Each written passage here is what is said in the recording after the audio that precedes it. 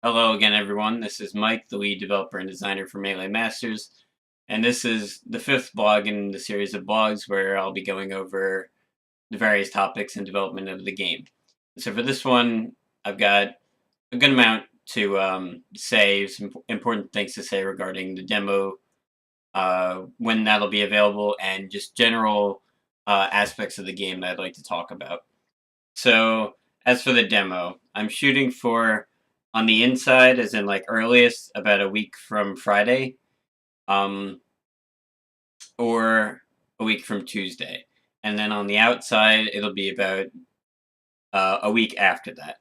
So the reason for this is because what I'm really waiting on is one to get some responses back from my playtesters to weigh those accordingly, not just accept what they say and then implement it and say, okay, this is the new game. Um, so there needs to be some back and forth there about what actually needs to change.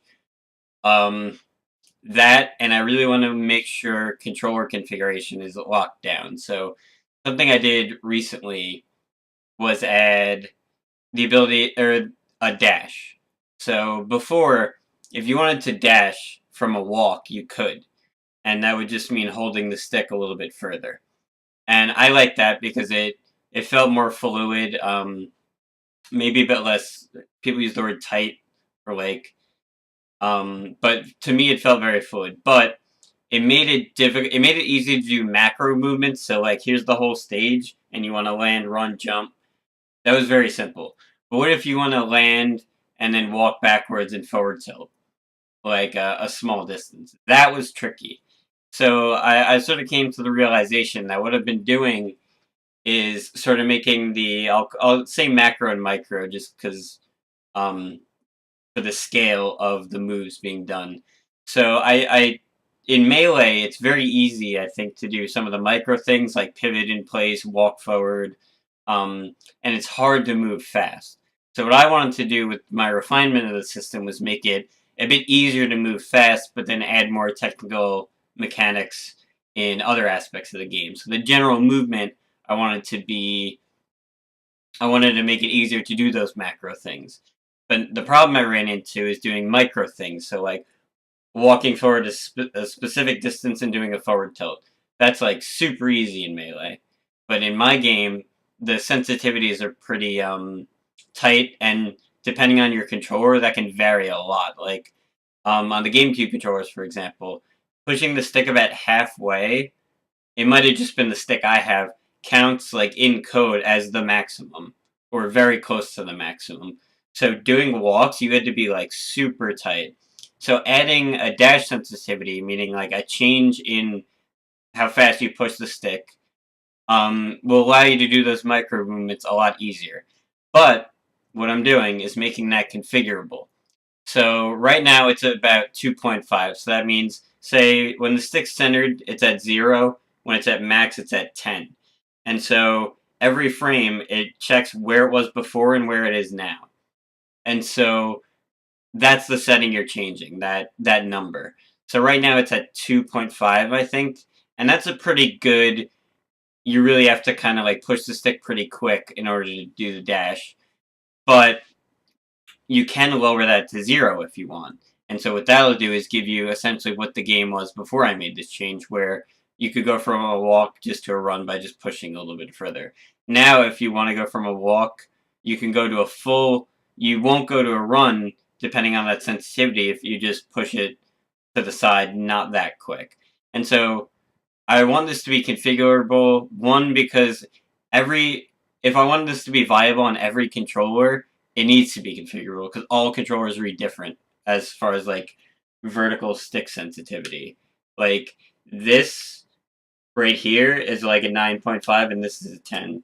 But on a GameCube controller, at least, well, this one's not as bad as the other third party one I have back there. But like this reads as almost a 10 when like there's still a lot more room to go.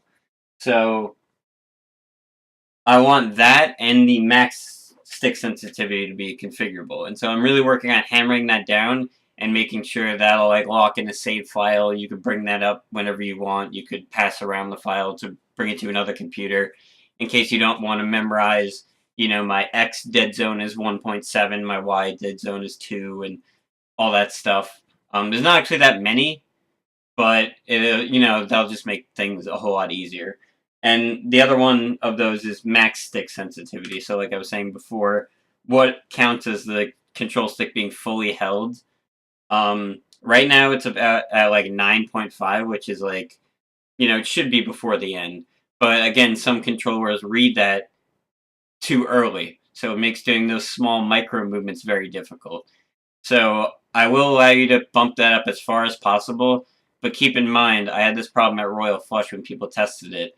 When I bumped it up to the maximum, to like 9.95, like right before 10, some people's controllers actually couldn't hit 10, so they couldn't run.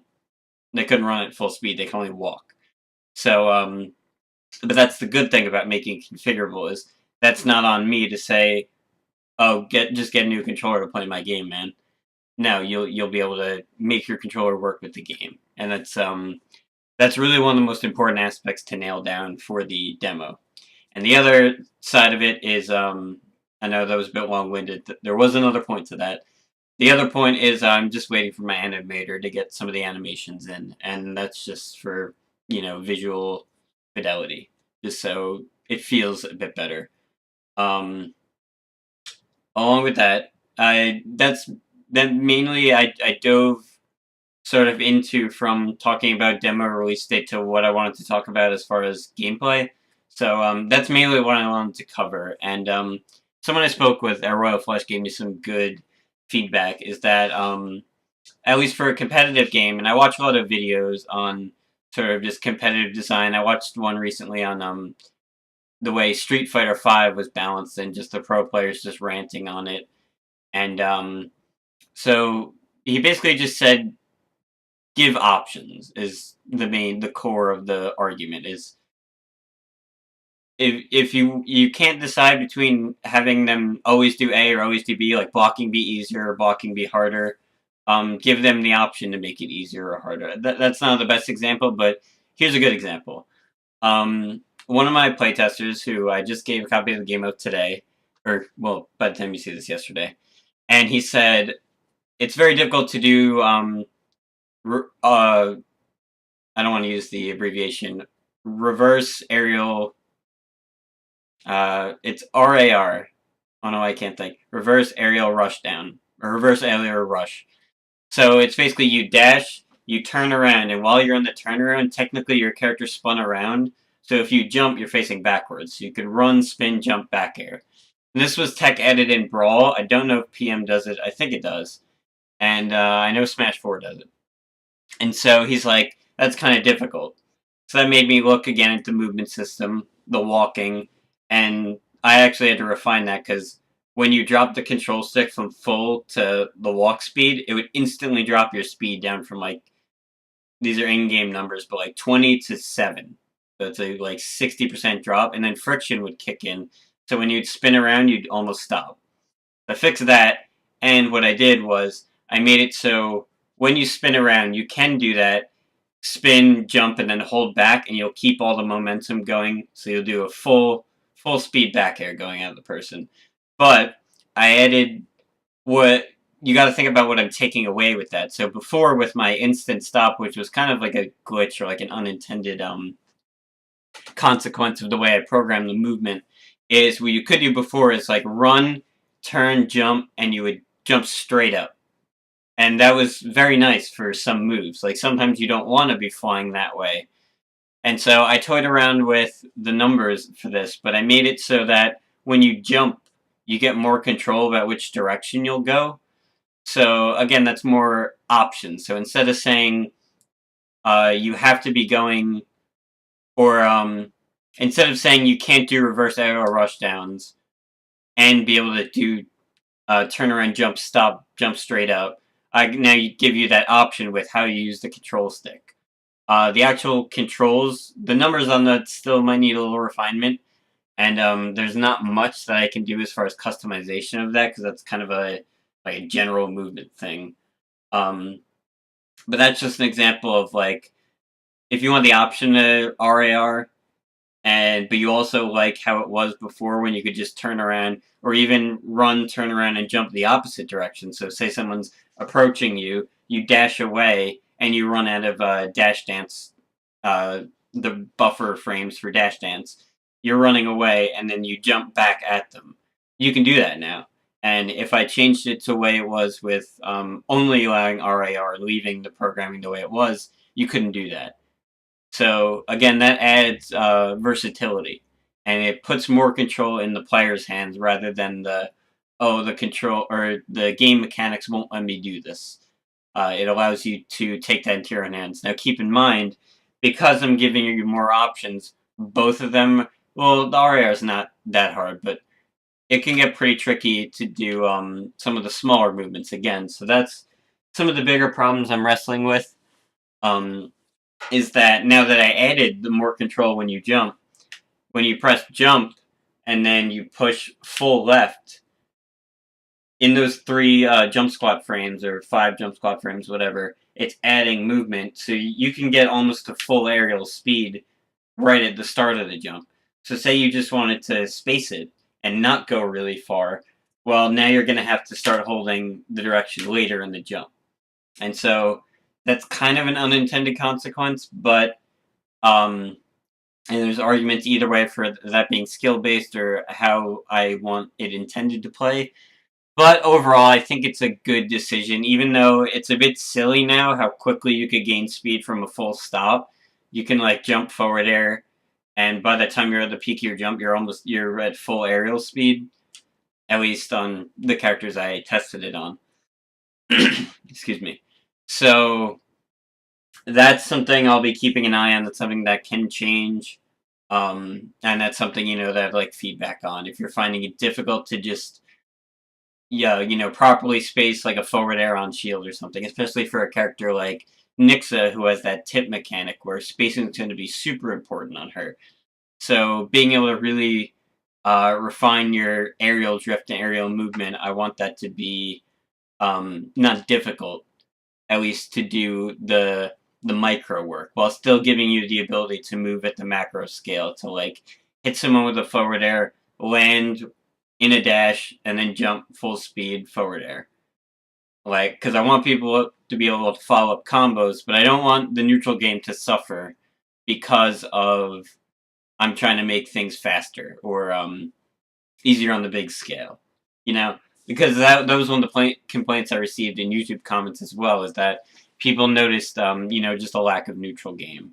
And so that was true in the past, at least for the gameplay video. 1, because we were bad at neutral game, but 2, because he's absolutely right. Because we were bad at it for 2 reasons. 1, because we might just be bad players, but 2, because it's actually really hard to do those things.